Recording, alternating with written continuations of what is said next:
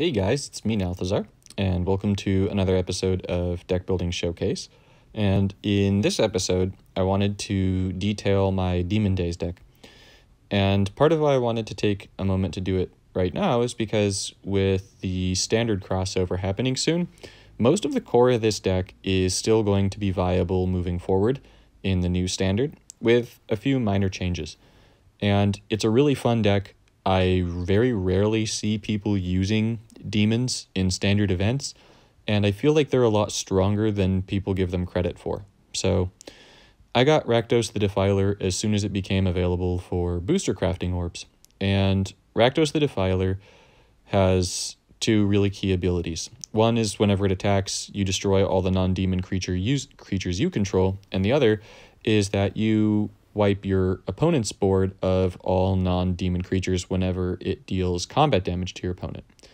Now, this immediately made me think, all right, what other demons are there that I could pair Rakdos with?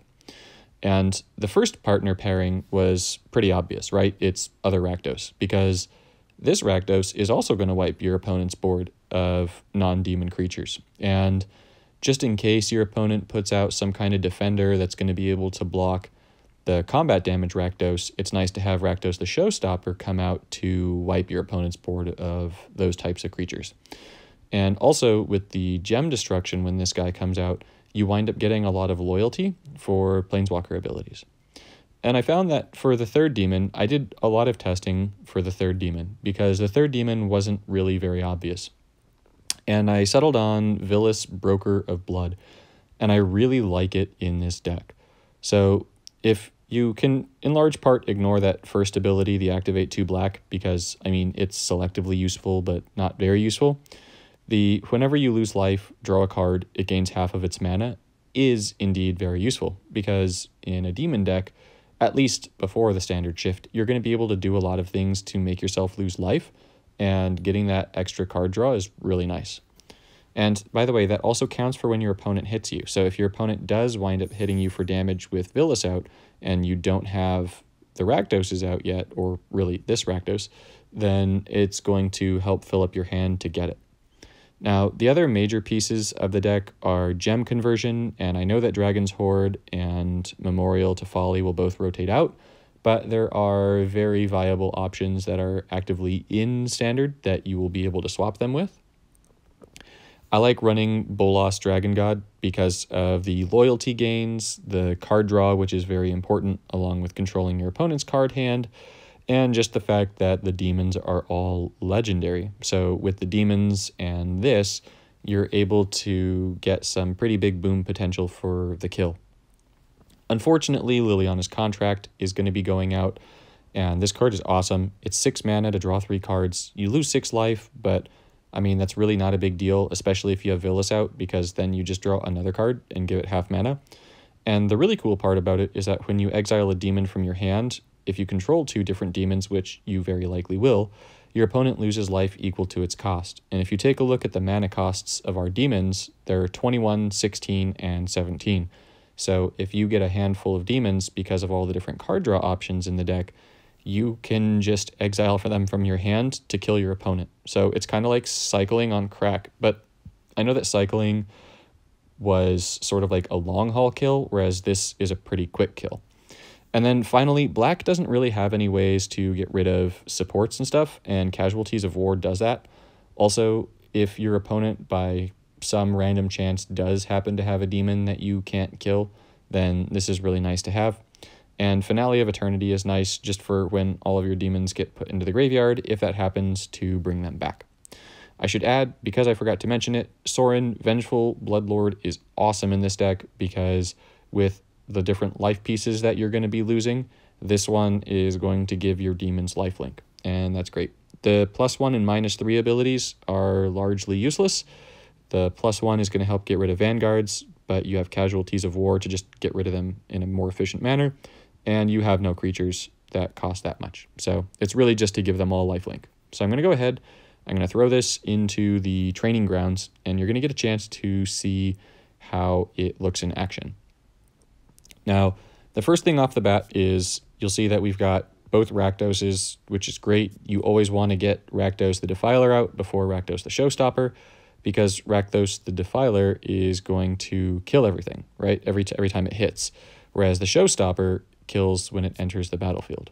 So we're going to go ahead and just start working our way over to the Defiler, and we're going to charge up the Showstopper in case Hualti plays anything. This is absolute garbage, and I have absolutely no fear about that card. I'm going to go ahead and let this Showstopper drop in the event that some ridiculous, crazy cascade happens, because then I've already got one charged in my hand, and yeah. If you're wondering about my Planeswalker choice, I'm running Liliana Death's Majesty because, in large part, that Anoint ability, where you get to flicker one of your creatures and have it come back as a zombie, in conjunction with Rakdos, makes it so that pretty much every turn with all of your gem conversion and loyalty gains from Bolas, you can just wipe your opponent's board, and that's awesome. And then if your opponent does manage to kill it, then you can just raise it as a zombie, because once you use that first ability, it forevermore becomes a zombie, which is pretty nice. So next turn we'll get Sorin out, and with Sorin out, we're going to, that's unfortunate. With Sorin out, that's actually rather fortunate. Odd turn of events, we're going to get lifelink. So I'm saying that's unfortunate and an odd turn of events because we're going to be losing Rakdos to settle the wreckage here. And I'm actually going to go ahead and move Casualties of War up to, so that I can destroy any subsequent settle the wreckages that come down. But even though we are about to lose this one, we're going to be replacing it with another one because settled the wreckage, right? And we just drew one. So I'm going to let those two go ahead and play, and then I'm going to keep charging things up. And so we get both Rakdoses down. I'm letting both Rakdoses play. Remember, I'm doing this just so that I can do more damage. I want to be able to do that damage. That damage is a good thing. And I'm going to actually prioritize Bolas here over Sorin because I haven't lost any life. So I really see no reason to use it. So unfortunately, the deck that we're playing against here really sucks. I mean, it's terrible. And it's not just because the opponent is using Hualti, but the cards in the deck are bad. So maybe something interesting will happen with this 5-match. No, you didn't even make the 5-match. Oh, okay. Well, great job, Greg. Great job. I'm keeping the Casualties of War just in case some kind of like horrible craziness comes out, right? So Hualti has access to white, so it could try and play something like Starfield of Nyx and Hixus, which is a righteous pain in the rear, but I mean, it's not looking like that's going to happen. So at this stage, I'm going to toss that, and I'm going to let the Lilianas drop. Let's go ahead and use this just so that we increase the shield count. We're going to do this to see if we draw anything cool. I mean, sort of. Right? Gem conversion is good. And so we actually have the requisite demons down to be able to exile demons from our hand with Liliana's Caress, right? Caress? We'll double check. Contract. Excuse me. So we control 2 different demons, and with these 3 here, right? So we've got Villas and we've got both Rakdoses.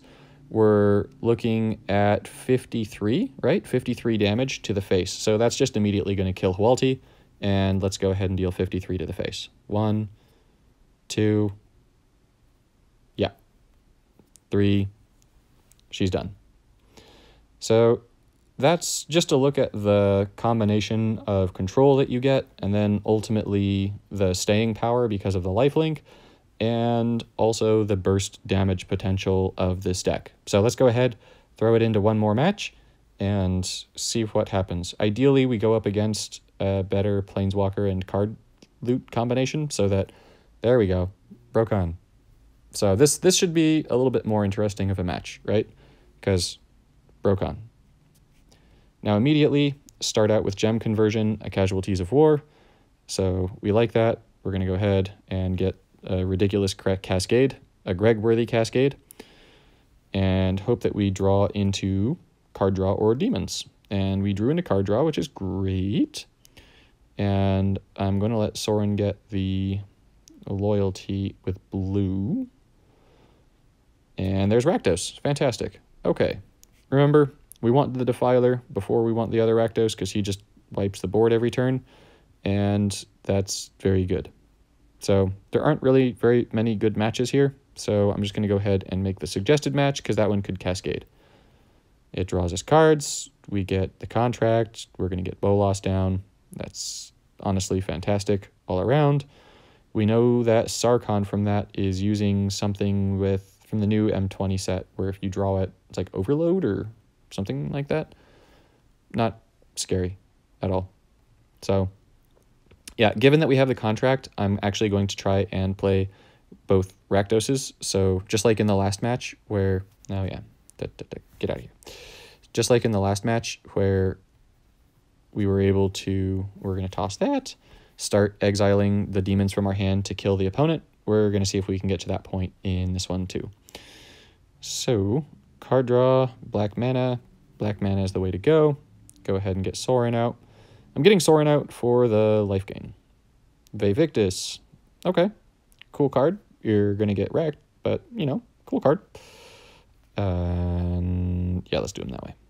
So I don't even need to use Casualties of War here because, I mean, the only instance where I really need to use the Casualties of War is in the situation that Sarkhan plays something like a support.